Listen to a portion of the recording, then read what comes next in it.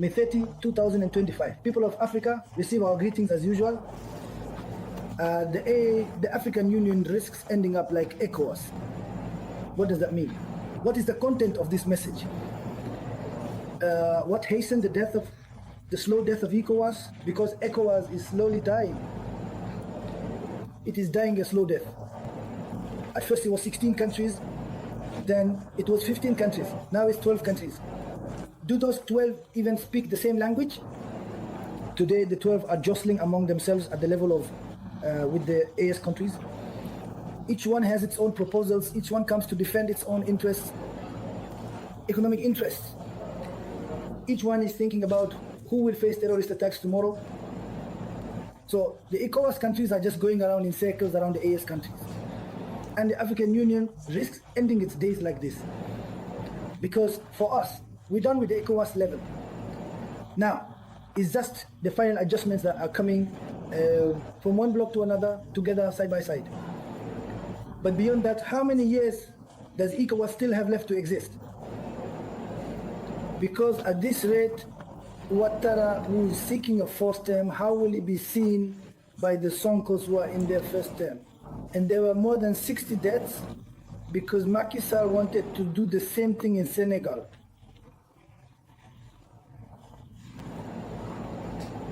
Just like Ibom, the president of Ghana, who served one term, was sidelined and then came back. Which system is he part of?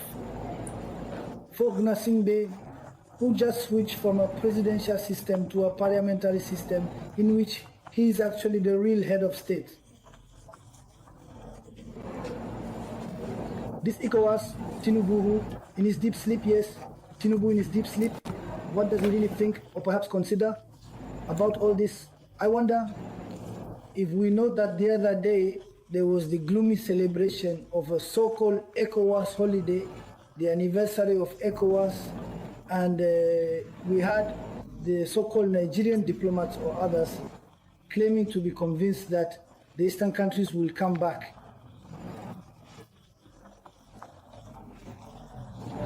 But in what context? In what context will the Eastern countries return? Do they think they will be able to destabilize the Eastern countries to put Lucky's vassals at the head of our states who will go knocking again at ECOWAS's door? Oh no, it's not going to happen like that. Do they really think that the current leaders at the head of the AS will say, okay, we'll return to ECOWAS, but wait, we're not going to play that game? As we say in Bambara, it's like spitting and then wanting to swallow your own saliva. We don't do that. For us, culturally, it's forbidden. That's not acceptable here. And here too, it's not going to work with us. Why did you say that the African Union is dangerously following in the footsteps of ECOWAS? Because why did ECOWAS end up at this point? Today, ECOWAS is begging us, come back, accept, we are a family. We are not a family, you know. You are Emmanuel Macron's family, we are not Brigitte's family. You are Emmanuel Macron's family. We are the African family. We are African sovereignist nationalists. We are not from the same family. It's the story of the Monrovia bloc and the Casablanca bloc coming back to the forefront again. At independence, the Africans wanted to immediately make Africa the United States of Africa before Gaddafi. Ever since independence, that was the Casablanca bloc. And the Monrovia bloc were those who wanted a divided Africa in the hands of the imperialists. They were led by Ofu Tebonyi, as you know, and Senghor. So it was decided, no, let's first create the Organization of African Unity.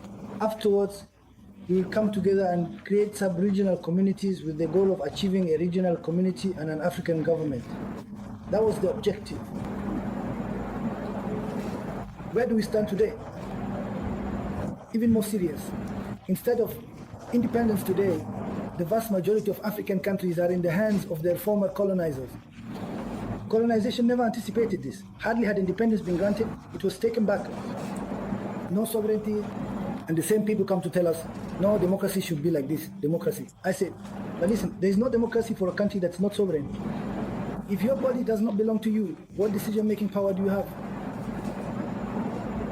When you do not belong to yourself, what decision-making power do you have? This is the result. and the African Union is dangerously following the path of ECOWAS. Because ECOWAS, the same articles that ECOWAS has, that the Francophonie has, those same articles, you find them at the level of the African Union. What is that? They rephrase it one way or another, but what is the general idea? To really understand, the general idea of this article is essentially to say that the organization actively promotes good governance as well as democracy in a consistent and meaningful way. Good governance, democracy. Out of the 54 African countries, if even 30 experience good governance, we wouldn't be where we are today. Out of the 54 African countries, how many are actually democratic? Yet this article, in the principles of the African Union, says that there should be no interference in the affairs of states. That is said clearly and unequivocally. It's written in black and white that there must never be interference. And it is strictly forbidden for the African Union and its member states to wage war against each other. That's what it says. But why have these imperialists manipulated so-called leaders of the African Union, leaders of ECOWAS? Because they were in collusion with those from the African Union. They are the same people who sit in cinema, wanting to launch a military attack against Niger. Yet this is forbidden in all the African Union's texts. The African Union said nothing. So the African Union is following the same patterns as ECOWAS. And wasn't it also the African Union, together with Macron, that assigned this mission to ECOWAS? This is what we see. This is what we observe. And it will work with us, or it won't work. And the African Union is following the same path. The African Union dares to tell us that we are going to discuss a return to high-level democracy. We are telling you we are not in Malian democracy. Malian democracy, we are part of it. But you are talking about a return to Bolu's democracy, referring, of course, to the Bole Confess. We are not part of that.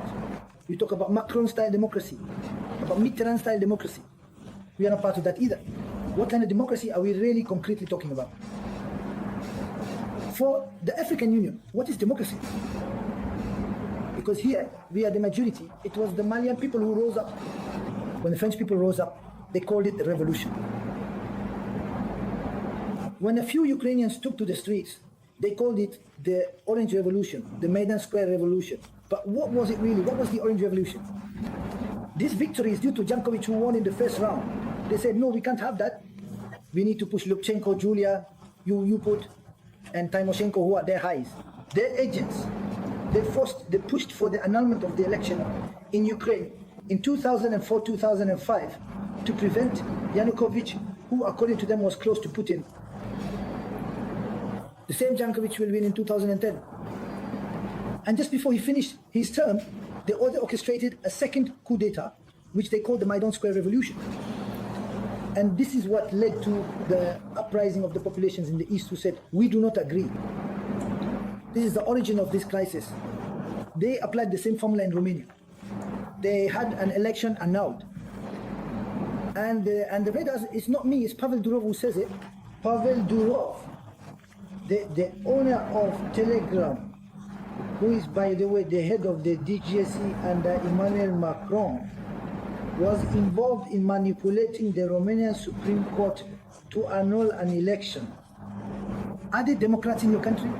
You push to annul an election in other people's countries? Are they really Democrats? And the African Union tells us to truly embrace this democracy, to do as Romania did, to do as Ukraine once did, to accept that hostile agents actively working against our country can run in an election and serve as a Trojan horse, your Trojan horse against our national security and our collective future. But wait, are they really that calm? Do you think we are going to let ourselves be pushed around to that extent? We are not going to let that happen.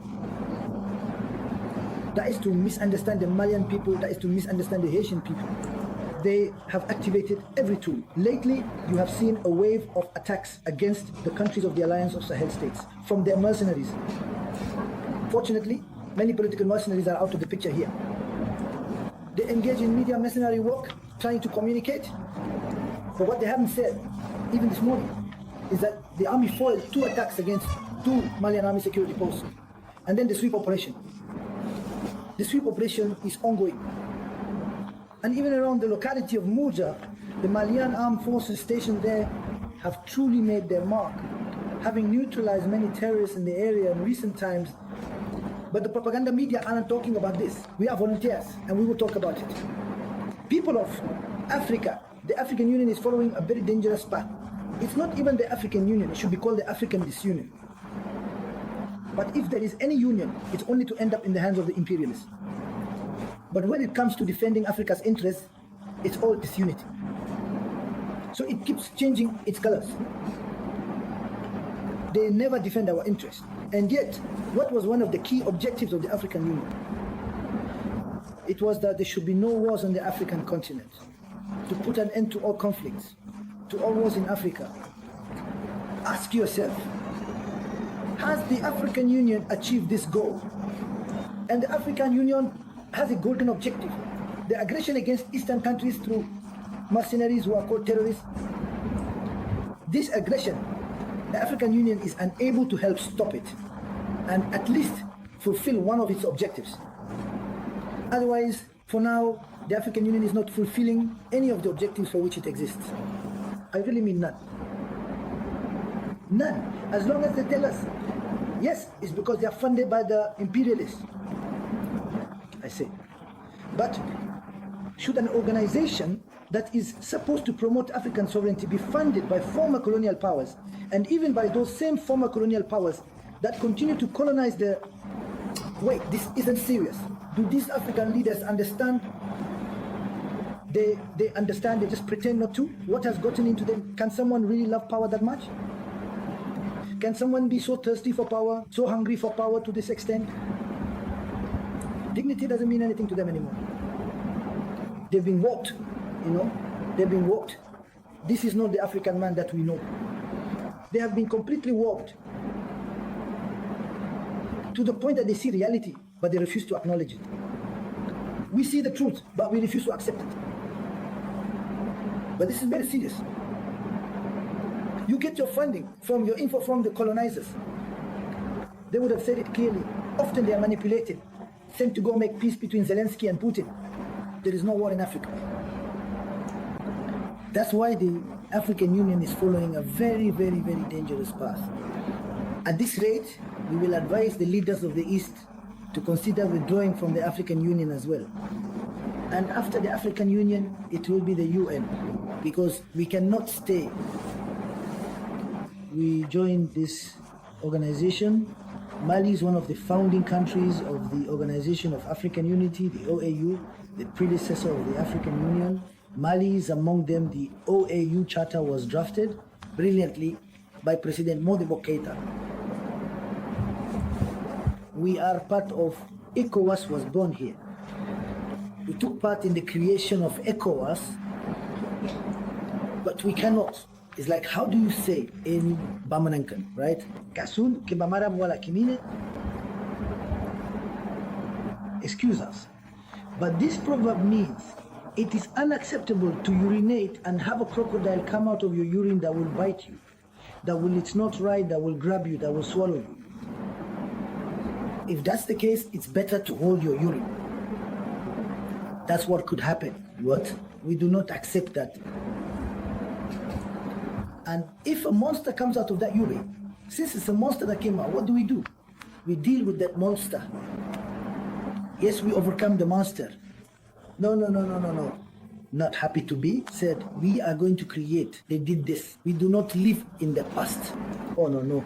We are aware of our past. We work with history.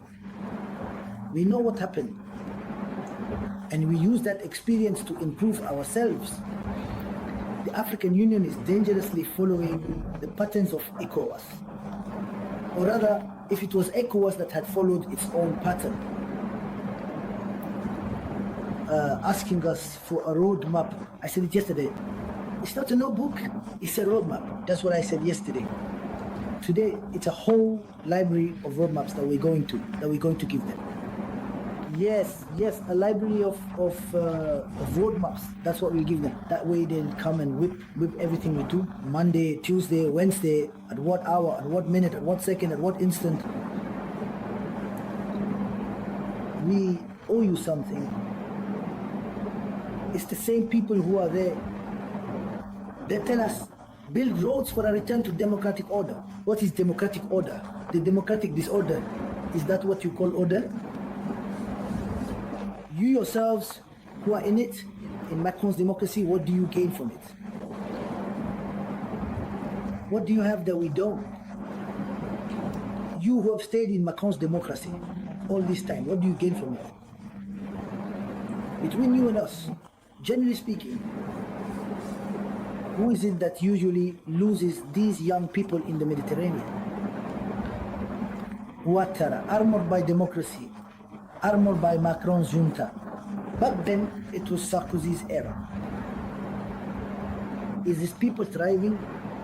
Don't they end up in the Mediterranean? People of Africa, that's kind of where we stand. The African Union needs to take care of its own problems.